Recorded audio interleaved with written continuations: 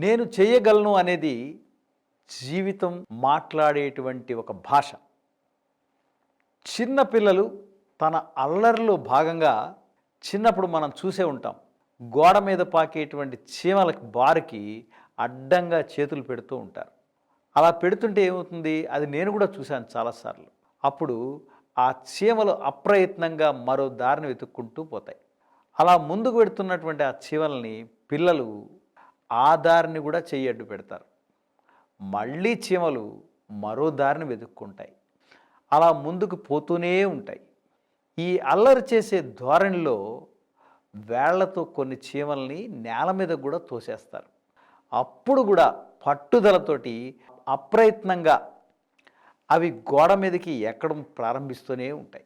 అడ్డంకులు ఏవైనప్పటికీ, అవి ఎంత కష్టతరమైనప్పటికీ మేము చెయ్యగలం అనే నమ్మకంతో చీమలు ప్రయత్నిస్తూనే ఉంటాయి.